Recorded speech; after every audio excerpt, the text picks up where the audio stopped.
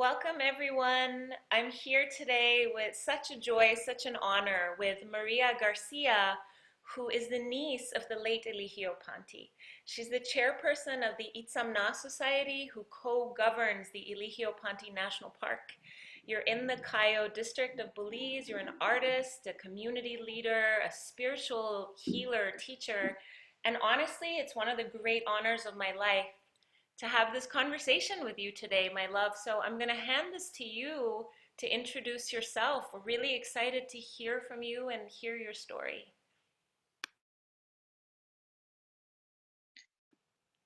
Good evening, everybody. I'm Maria Garcia, well known in my Yucatec community, which is San Antonio, known to us as Tana, which means our home, as Mai. Everybody in the village call me Mai, which is, that's my Maya name. And, growing in a Mayan community, we have responsibilities that are being, handed down after generations, so that we can, carry it and handle it to other generations that are coming and will be coming. So we have to keep, preserving what is part of our culture. And that's what, my uncle Don Elijio Panti, told us while we were, with him, and he was here with us within our, community, doing his community work. He said that we have to give, we have to offer, we have to preserve, what our ancestors left for us, to take care of everything, because everything is alive, everything have a spirit. And if we do not take care of them, if we do not respect them, then, there will be no future for the future generations. So we have to preserve them. And that's what he did.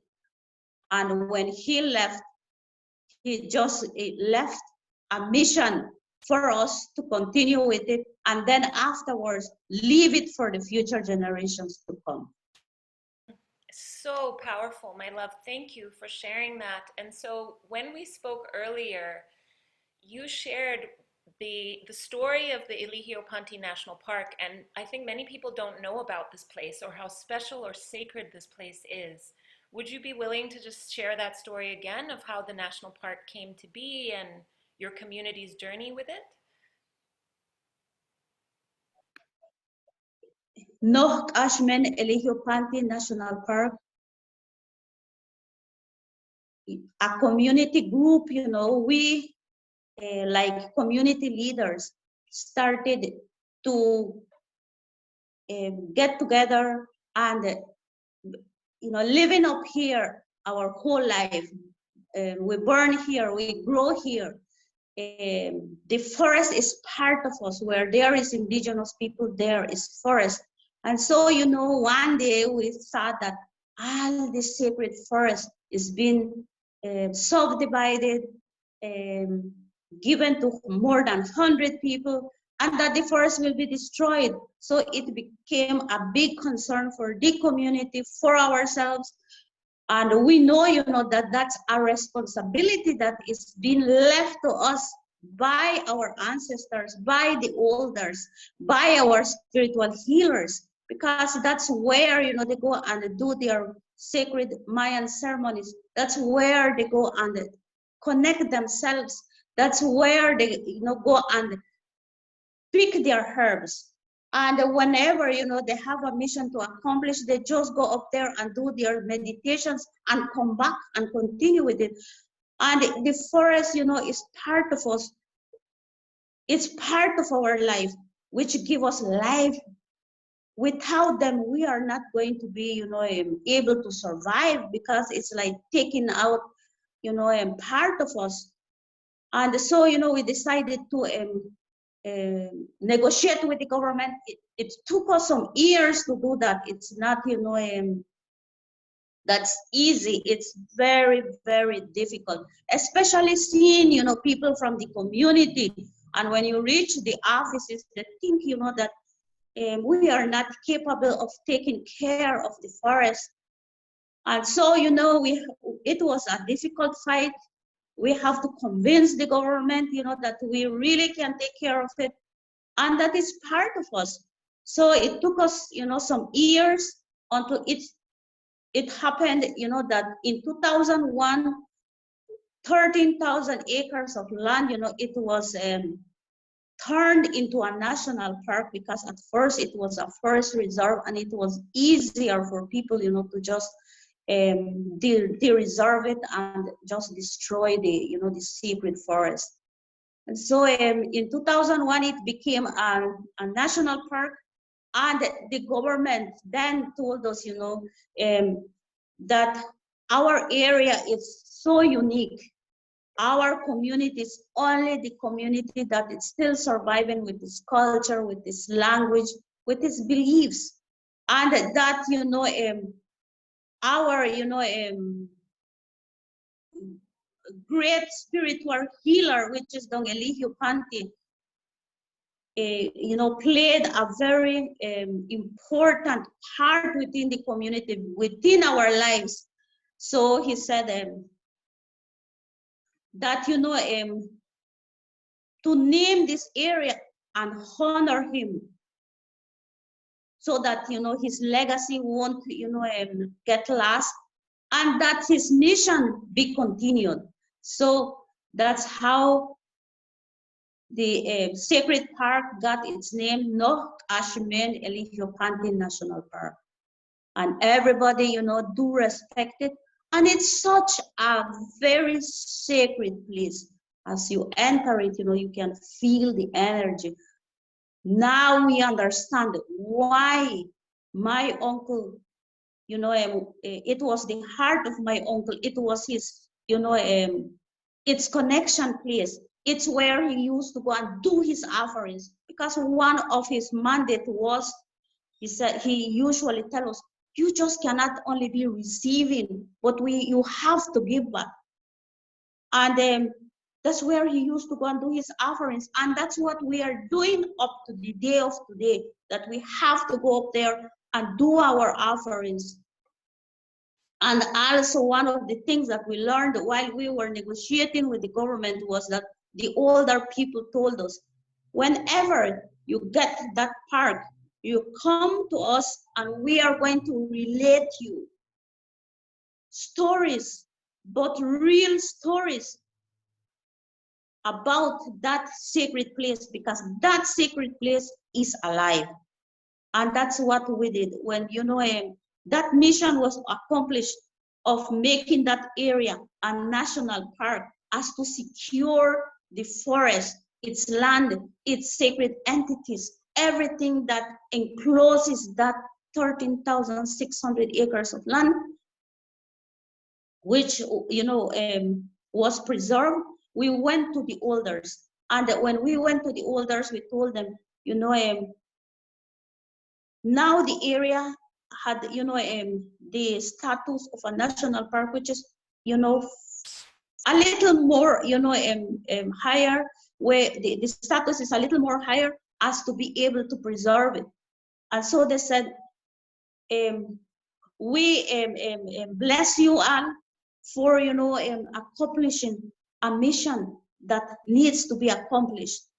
And they said, we are going to relate you some sacred places within the park. And those sacred places are, very connected and have strong spirits that are protecting them. And so we sit down with them and they related that to us. They said, we haven't related to nobody, but we are going to relate those messages to you all. And so they did. And we went looking for those sacred places and we got them. But before we took over the park, before Itsamna Society takes over the co-management of the park, which happened in 2003, we have to make an offering. And we made a huge offering of 3 days to honor all the great spirits, the sacred land itself, the sacred animals, because they are alive, they are there, they are energy, and we need to show respect to them. We need to communicate with them. We need to ask permission to them as to be able to protect the area. So also like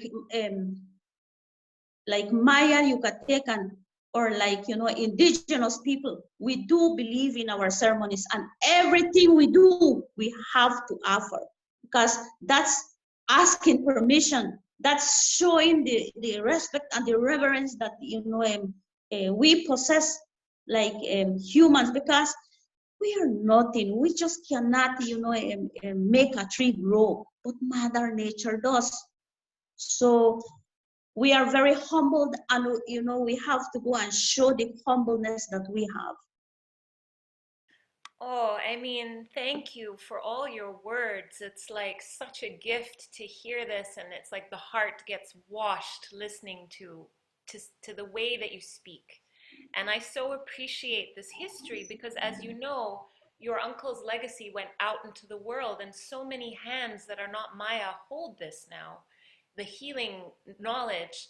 But it does feel so important for that to come back and help you, especially when you're talking about preservation of the land, and you're talking about the sacred places and the animals and the trees and the spirits. And it's like, it's so, and you mentioned also that your community is unique. And it's really been fascinating, like, to meet other Maya people and their belief systems. And there's nothing like you. There's nothing like this, like these spirits and this uniqueness. And your community seems to have a very, very important role in the preservation of something that would disappear without you. And so, how can people help you? Like, I know we've talked about this, but can you tell us what is needed so people understand, like, the real things that can help? Okay, I think we have gone through a lot of challenges.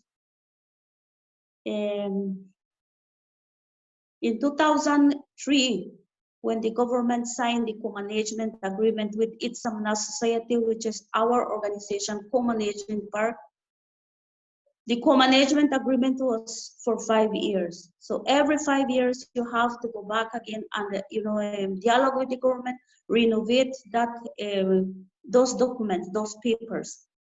And when we took over the control, or the management of the park, or the protection of the park in 2003, we were saddened to find out, that the park was really hurted, or the area, the 13,006 acres of land was very hurted. It was like haunted, and there was looting, there was poaching, a lot of illegal activities. So, with the strength of the spirits and the guidance, of our ancestors, we were able, to, take care of the area. And we built like visitor centers, or sheds for the caretakers. And we maintained, the access roads, the trails, and we did take care of the sacred places and also the animals. But then, when the time came, that we have to again, renovate that those documents. Every 5 years there is an election. So election happened, and when the other, government came in, it was like kind of difficult to negotiate with them. And so, but there was other people, who they saw what we were doing, and they thought it was easy. Things have to come from the heart. And if it doesn't come from the heart, anything doesn't not come from the heart, it will be difficult. You have to feel it. And to be a leader, not everybody is a leader. A leader burns. A leader is not made.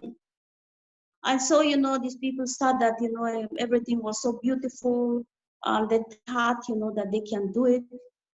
And so, they formed a group and they took over, they went to the government and they told the government that they, they can take care of the park. And so the government believed them and they gave them the co-management. We were sad, but we knew that 6 months before that happened, because we are connected with the park, we are connected with the spirits, and we are always there, making our offerings. So one day we went up there to the park to do an offering. And when we finished doing the offering, it was 3 of us walking to the visitor center when a hummingbird came in, crashed ourselves. I was, one, then another person was in the middle, and the caretaker was on the other, part. So this hummingbird came flying in front of us, past me, past the other lady, past the caretaker, and went to the forest, came back again right in front of us, and stood in front of me. And the hummingbird was sending me the message, and I looked at the hummingbird, and this person said, everybody just freeze and looked at the spiritual hummingbird talking to me. And after the hummingbird made that send that message, we just humbly walked to the visitor center, and then this lady said, Maria, but what's happening? What does the bird says? And I told her, give me 3 days. And so in 3 days, she called me and said, Maria, what does this bird meant? And I said, you know what? My heart is saddened. And I told her, what I can tell you is that we need to do 3 days of ceremonies, day and night in the park. Because I know something will happen with this park. And so, we made 3 days, 3 nights in the park doing that ceremony, And we did it, we accomplished the mission, and we came out. 3 months later, it happened. I know that the animals were saddened. I know that the animals knew it. And, this group took the park. And immediately after they took the park, the park started to just collapse. And it went to 13 years under abandonment. In front of our eyes, we just saw, the deterioration of the park. Everybody was just grabbing. The sacred jaguars were killed. Massive looting of our sacred places, caves, poaching, encroachments. So one day we said, no, we have to stood back, and we have to go back again to the government and negotiate. And so that's what we did in 2017. We started to negotiate again with the government. And it took us 2 years again. And in the end of 2019, the co-management agreement was given to us again. And now we have to start all over again. Because when we went to the park in 2019, the end of 2019, I was very saddened. I just wanted to sit down and cry. The forest was dry. It was, sad. There is no energy, no birds, no animals. The creeks were stagnant. And so what we did again, we made ceremonies again. And It's incredible how the energies work. It is incredible how the spirits work. 3 days after we made the ceremonies, the creek started to flow beautifully. We started to see, the birds start to come back again, the animals. And we know that we had a mission again, because the building that we left, it is deteriorated. The looters, they just took everything, the doors, everything, they just took it, tanks that we have there, everything just went. So we have to go, and start from zero again. And so it's 2 years that we have it. Now, our rangers are there. It's like the 75%, I can say, it's under control right now. Now we are seeing the jaguars again. They're happily walking down the paths again. The birds are there. The spirits are there again. I know there is a lot of need, but the spirits are there. And so we believe that the spirits are going to guide us, and that everything is going to, be okay again. And we know that, the access road to the park, it's challenging. It's like when it rains, it's an old feeder road. We have farmers that have their farm there too. They have challenges. There are more than 30 farmers down that road. But, we are praying for everything, because we like to pray that everything, happens with the guidance of the spirits. And we need sheds for our wardens to heat their, waters, or to heat their food.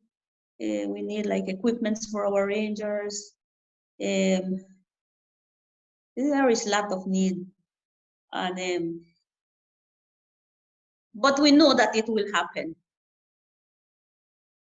Absolutely. And, I mean, when I spoke to you the other day, honestly, it was such a gift, listening to you. I shared with you, and I've shared with people on this forum in different ways. Both my parents come from indigenous tribes in areas that have been really destroyed, where our natural systems have just been really damaged, and one from industry, but now from climate change, because they're very vulnerable places.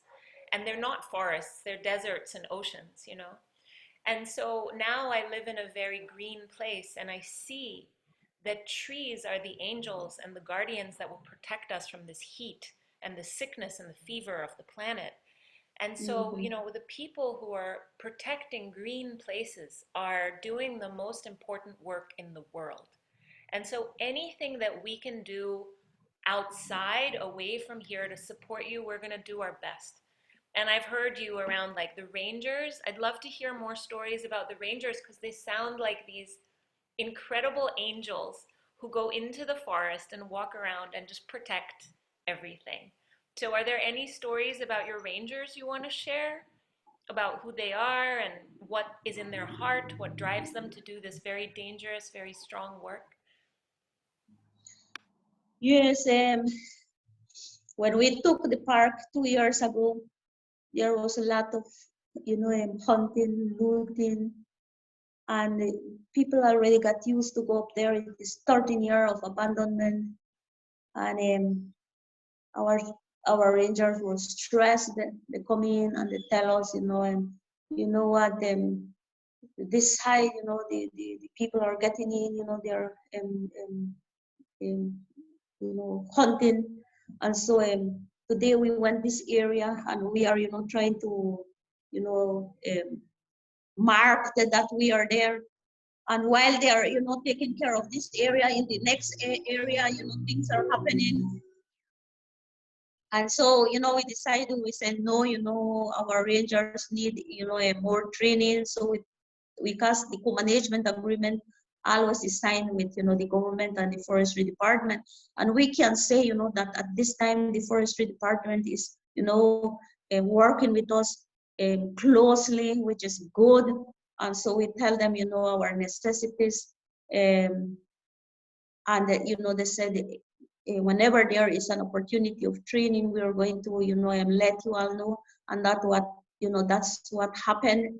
They let us know, and we sent 3 of our rangers to be trained, and so they were trained under forest constable rangers, so that they have the authority now to like arrest people and report it, take it to the police station, because at first they were like only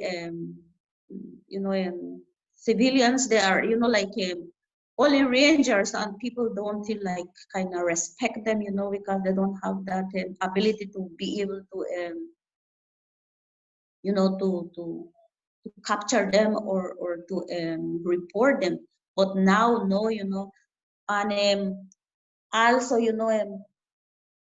like they have to do patrols, on the ground, like walk in the forest. And sometimes, they are deep in the heart of the forest. And when they hear the shotguns, it's close to them. And they have to try and see if they can chase those people. And that's, like they don't have no firearms. And it's a threat for their lives, So sometimes, when they come this way, what, we encounter some hunters, they were hunting, and they shot so close to us, and we have to, just chase them out of the park, show them that our presence are there, and there is a lot of necessities, because they have to do the groundwork, and if we don't have rangers, it's like, it's not going to be a park, because people don't respect the park. And like how you said, this climate change is, is changing everything. And then the other thing is that we need the forest. Because if we don't have the forest, our farmers won't have that food, for the community or the country. Because the forests are the ones that, produce the clouds, produce the rain, and then we are able to survive. Because if there is no forest, there is no life. And then plus, my community is a community that doesn't have water system. And because of the park now, we are able, to have that water system into 2 communities, which is in 7 miles and in San Antonio. So we have water systems rapidly fed now for our people, and for the farmers, because that is needed. My community is just like Caracol, which didn't have water, but we have to protect first, and then see how that water liquid can reach our communities. And so it was. So we need to protect the forest, and we need to protect the park, because that's part of us. The day the forest goes, the day the park disappears, it's the end of our culture. It's the end of our humanity. And I can say it's the end of our, world too, because whatever the forest produces up here, the carbon, the oxygen, it helps the world, not only, my community, but, everything is interconnected. Absolutely. I mean, when you were speaking, the energy that was so clear was like how amazing the difference that a few people can make is. Like these 6 or 7 or however many rangers you have, they're like angels protecting this 13,000 acres. But these 13,000 acres have a relationship to every other forest in the area, which then has a relationship to the weather systems and the water systems of that whole bioregion, and then that whole continent, and then the whole world. And it's like our lives matter, and what we do with them matters, And so I just am like so moved. Are these young people your rangers? Like, are the people that you know in your community? It's so interesting to feel them as individuals. Yeah, they are very young people, rangers. The youngest one is 17 years old, and he already became a forest constable ranger. And the oldest one, I think, is like 31. They are all very young. And what we are doing is like, putting these young people up there, so that they can be close to Mother Earth, close to the forest, close to whom they are, and also, teach them the spiritual power and part of it, because, we always tell them, you have to burn your kupal. You have to ask permission. And it's also, our parents, their parents as well, teach us that when you go to the forest, you just cannot just enter the forest, but you have to ask permission, because that's like entering, people's home. You have to ask permission to the owner of the house or of that home, and that's the same thing with the forest. You have to ask permission. So, they have to do their prayers, they have to burn their kupal, and then they enter the park. And whenever there is a sign or a message to them, they have to burn their kupal. They are so young, and when whatever they hear, whatever they feel, whatever they see, they come to us and they tell us, and we guide them, because that's our mission, to guide the young people, and to stay with that mission, because it's part of their mission. And I can relay, some stories that, of what happens to our rangers in the park. Like, for example, one day the young rangers came to because they like to come and, tell me whatever they see in the park, because they're, the more connected to the park are, the more filled you can see them. And so they came in and they told me, you know what, Maria? Now they are not calling me Maria, they are calling me Tia Nena. They say, you know what, Tia Nena? Today they said we were having lunch. And they said, and while we were having lunch, they said, we heard like, something fall. And so we went and we started to see what fell. Like somebody, threw something. And they said, and you know what it is? I said, no. They said, it's the bark of an old gumbo limbo, bark. And, when we took it, we said, but, so what they did was like, take that bark and put it aside. And they said that they continue on, eating. And then suddenly they heard a stone, and they saw where the stone fell. And so they said that they went and they took the stone and they put it aside again. But then, they started to, their mind started to reflect on it. And then suddenly, they see that, it's like a coin that went down, that was thrown. So they went back and they picked the coin and they saw that it's an old, 25 cent. Belize, 25 cent, but Belize. I saw they took it, and they put it aside. And so then, when they saw that, one of them said, you know what, we have to go right now and burn our kupal.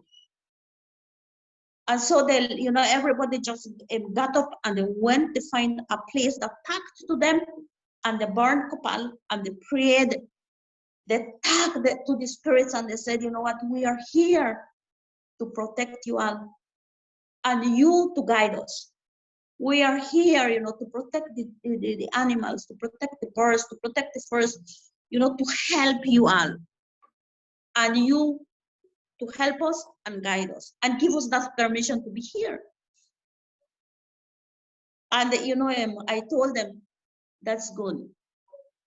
Because when you hear that, is that they need the kopal. They want some kopal. You have to make your offerings. And, after they did that, they felt good. And, they just continued, with what they have to do. And whenever they hear anything, similar to that, it's like a sign to them. They just leave whatever they're doing and they go and, that instant, they just connect with Mother Earth and the spirits and they burn their kupal. So to me, I feel good. I said they are so young, but they are getting the message. And I think that's the only way we can pass on that, that mission to the young ones. Because if we don't do that, if we don't put them there, to do it, then how are they going, to be able, because they are the futures. We are almost, I cannot say even halfway, it's like 3/4 of the way, So they are the ones who are going to be responsible later on to keep up with the mission, just like how my uncle did. When the time comes, he did have to leave. But he knew, he knew within him that his people were there to continue with it. And so that's the same thing with us, to pass on that message guided by the spirits to the young ones. Oh, it's so powerful. And young people today, especially in indigenous communities, like they face so many challenges. There's so many things. And so, it's almost like growing up faster, growing up quicker, needing to do this earlier. And so it's very heartwarming to hear the prayers and the awareness and the connection with the spirit world. And you also shared last time we spoke that you're publishing some beautiful books. You're in the process of preserving your culture through language, through plants, through cultural ceremonies. And one of the things I was really excited about is that we could maybe help fundraise to help you publish these books. Do you want to tell us a little bit about them? Yes,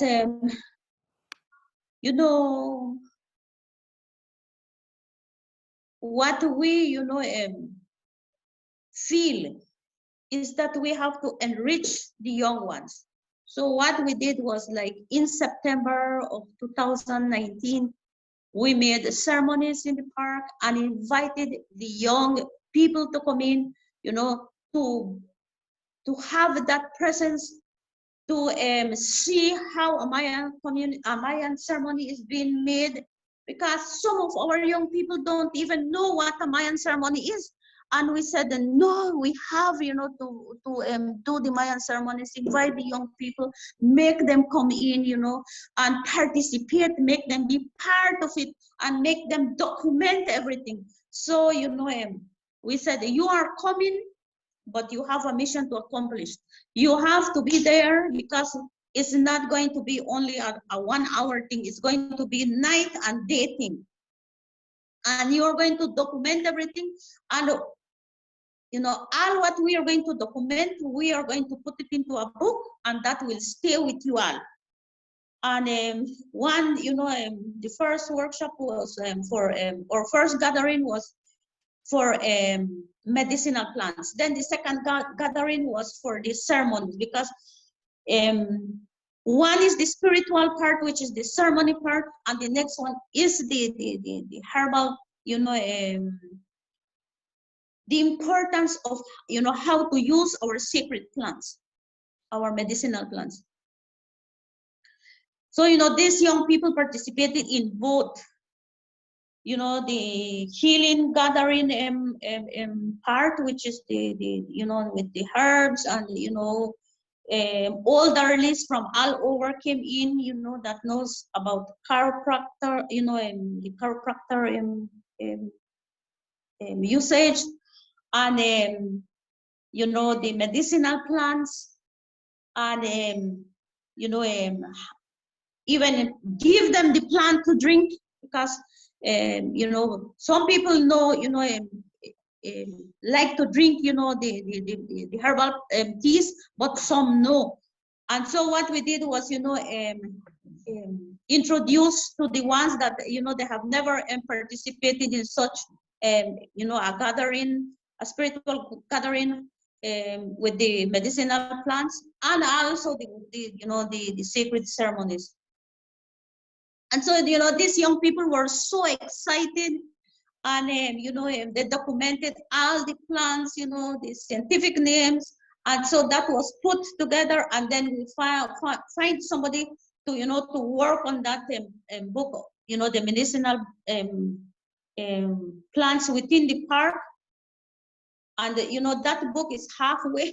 We, did have funds only to, get it to halfway, and then, it's there. We have to, talk to the to the person and tell him, we are sorry, but when we get, some, money, then we are going to finish it. And that's the same thing with the, the spiritual, book, with the ceremony part that was, both, gathered by the young people.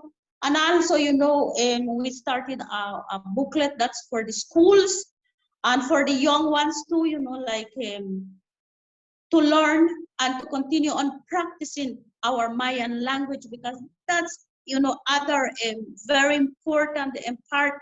Because if we lose the language, then how are we going to connect with the spirits?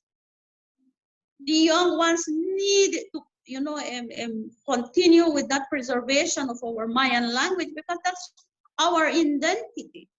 That's something that was left to us. And that's how we communicate with the spirits and our people. And so, that also is halfway. And, we also knew, that one day when the spirits, guide us and the spirits says it's time to finish it, it's going to finish. So that's other, area that we have worked, and it's there. And it's also made by the young people, That's because we believe in the young people. Mm-hmm. It's such a beautiful offering, like to invite them to document their own experience. Mm-hmm. Such a and participate, feel it, so beautiful. And it's like, anything we can do to help. Like this feels like when I get a fire in my belly, I'm like, let's make it happen, community. So let's see. And when you were speaking about the medicinal plants and the traditions that are passed down, my curiosity is, are you noticing a change? I know you said the forest got dry and then the spirits brought it back, but what is changing in your biosphere?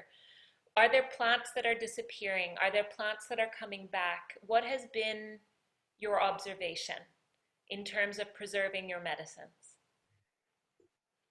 Our park, it's rich in everything. It's amazing how it's coming back, it's amazing, just so amazing how the spirits are, our spirits animals and our spirits plant are, making it back to the park, because we have a belief that sometimes, our things have to, they hide themselves. And, like if there is people, that they go, because there are people that, are so eager and they, just take everything. But there are, powerful spirits that hide them. And so, when they feel safe, they just come back. Or maybe, I don't know, but that happens to us too, like when we are healing, we need that plant and we just can't get it.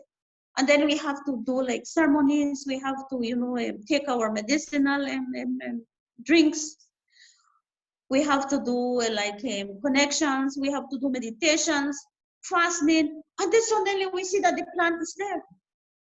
So that's the same thing that is happening in the park, suddenly you see plants there, that they were not there before. So we believe that the spirits are bringing them back again. And there are ones that will need, put that mission and, replant them again. And but our park is full of, life, not only the plants, but even, like insects. Just recently we found, three of the rarest, I can say, they are like lizards, but and they have a name, I think salamandras, I think. Three of them which are very rare, and we have them in the park.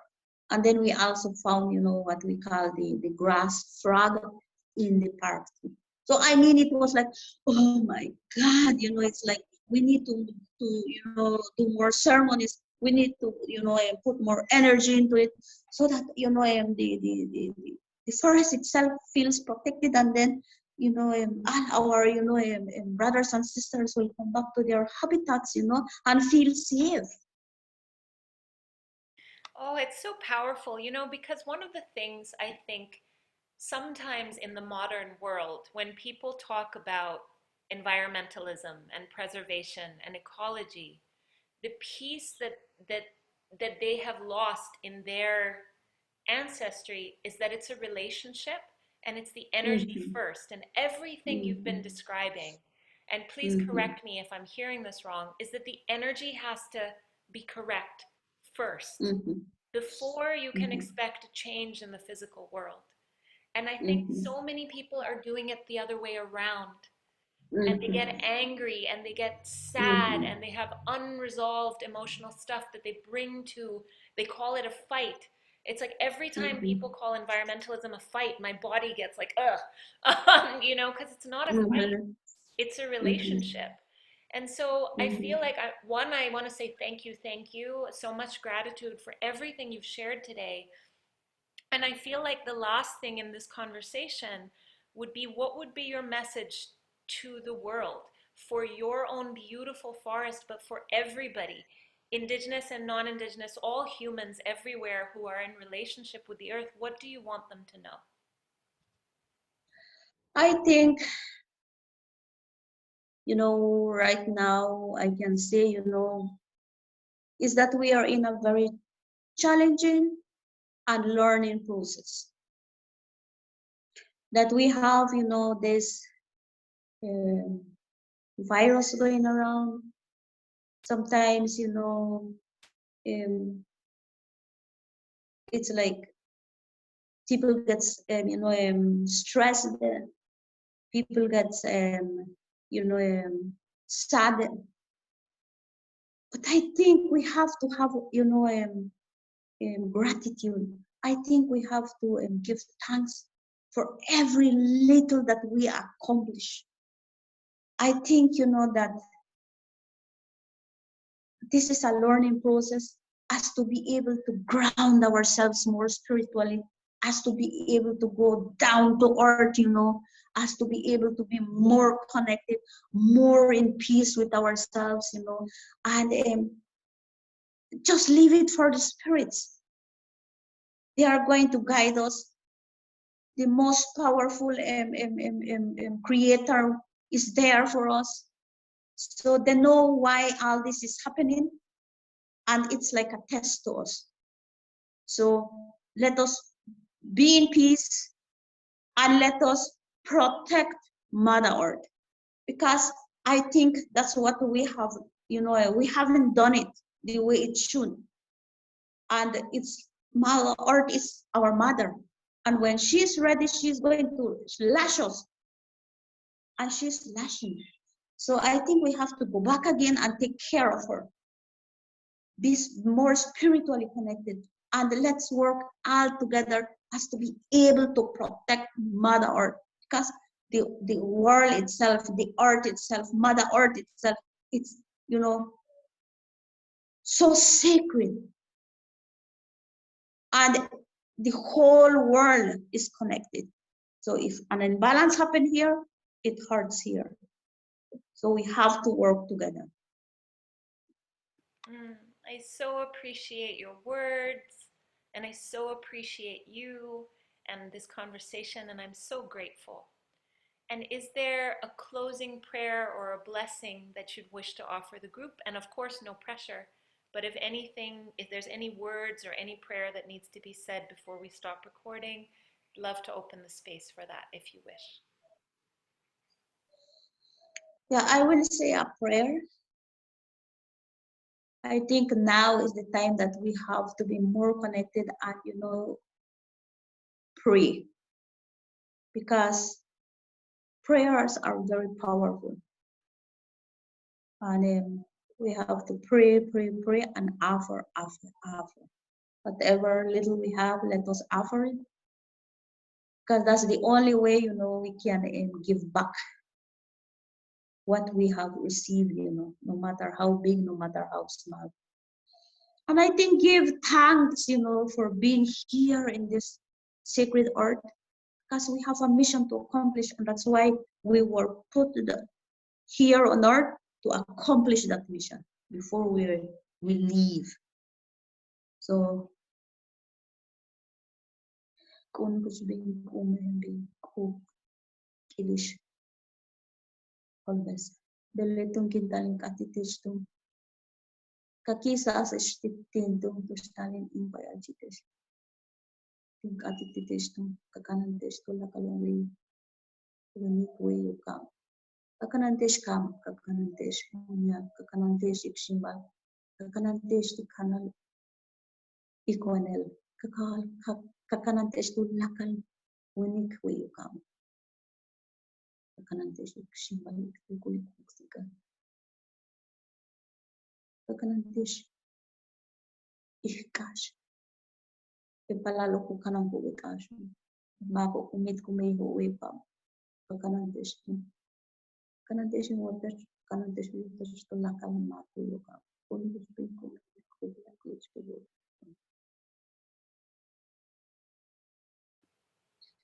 Thank you. I'm going to stop recording now. Thank you. Thank you. Mhm.